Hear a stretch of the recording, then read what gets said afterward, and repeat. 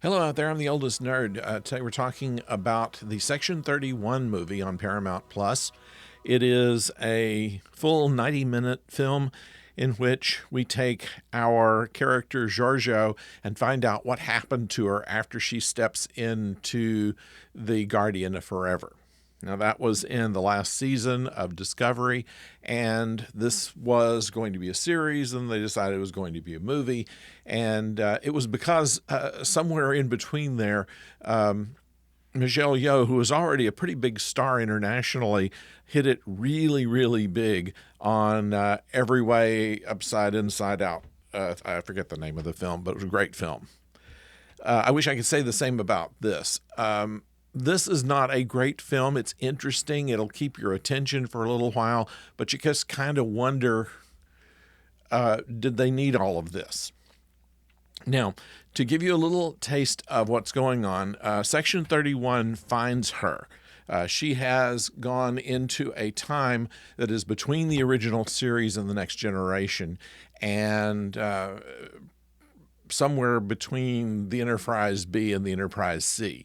The reason we know this is because Rachel Garrett is one of the characters, and she is a lieutenant at this point. By the time the Enterprise C comes around, she is the captain of that ship, as featured in yesterday's Enterprise during TNG. So, we have one character that we can kind of peg the time on. Now, besides her, and she is a Starfleet type who tries to keep everybody else in line. She's not the ringleader of all of this. They have a guy who's essentially the leader of this motley group, which includes a Deltan, a Vulcan, a mechanoid, and a shapeshifter. And they basically show what all of them can do, but really in the course of the movie, it doesn't seem very necessary for most of them to do anything other than just be insulted by what other people are calling them. And so it is a interesting mix of personalities, especially the Vulcan, who is, for reasons that will be obvious during the film, a rather emotive individual. Then we have Garrett, who is kind of the straight arrow among them. We have the shapeshifter, who has difficulty making decisions. And we have the mech, who is powerful but not very bright. And the guy who is strong and punches people out, but we don't even know why he's there. Anyway, all of this put together, they bring in Giorgio. They find her in this space station that's outside of Federation space that she apparently is running like a huge club, and that's all well and good. How she got there, what got her to that, we don't know. There are flashbacks on Terra, where she becomes the emperor of the Terran Empire, and how she did it and who she had to get rid of in order to get there. And there's backstory there, which you at first don't think means anything, but it does come together near the end of the film. Then what we have is a piece of technology that came from the Terran Empire, somehow got into normal space from the mirror universe, and is powerful enough to destroy entire planets and things like this.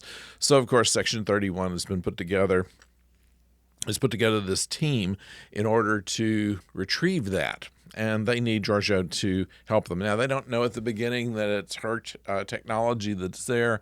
They just know it's something dangerous and they got to get it.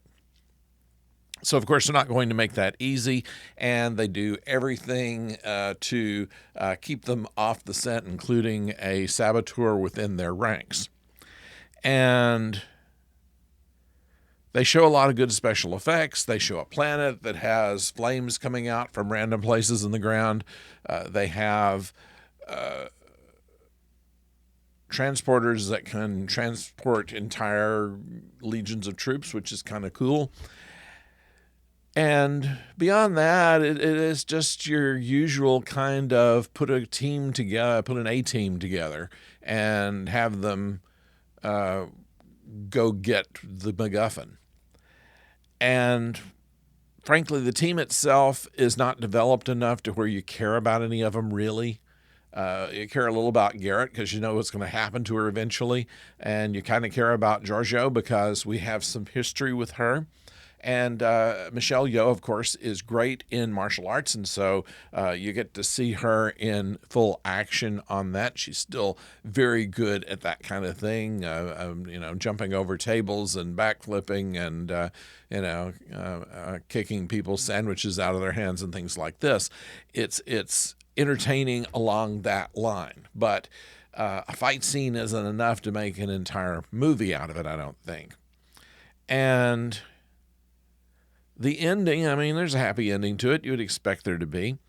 But it ended like one of these 60s cop shows where, everybody's standing around the desk with a cup of coffee laughing at some joke that nobody cares about. I found it just a little bit too pedantic, a little bit too... You knew how it was going to end before it ended, and by the time you saw the character who was responsible, you understood how it was going to end, and it wasn't going to be good, but it was going to tie all of the apparent irrelevancies early in the film together. So without giving anything away, I would say, yeah, go ahead and watch it, just so it'll solve your curiosity as to what they were going to do with this. But I think they could have done a lot better, and I can see why it wouldn't have been made into a series. I don't see that this is, well, maybe it would have done better as a series where you start every time on the space station and what's our mission this time, kind of a Mission Impossible in space. It might have worked. I think that they were a little rushed in trying to put the main cast into roles that they could play, and before you could care about any of them, the show was over. And so I'm really very on the fence about this. I like to see Michelle Yeoh. I watch her in just about anything, and she does light up the screen anytime that she's on, but it's hard to even keep the rest of the characters straight. Is this the one that's a shapeshifter? Is this the one that does this, and that's the one that does that? And why did they need this guy over here at all? And the MacGuffin has almost gotten to the point to where it's always something that destroys the universe. And it's almost like something McCoy said in the first Star Trek movie. Why is it we always have this thing trying to destroy the universe? Can't we have something else? Can't we have a story that is different than that? So, like I say, do I recommend it? No, probably. I'm not saying that you really have to. I wouldn't buy it. I'll watch it, but I mean, if you have the opportunity to buy the DVD to it, I don't think that this is one of those kind of things that you're going to go frame by frame and say, aha.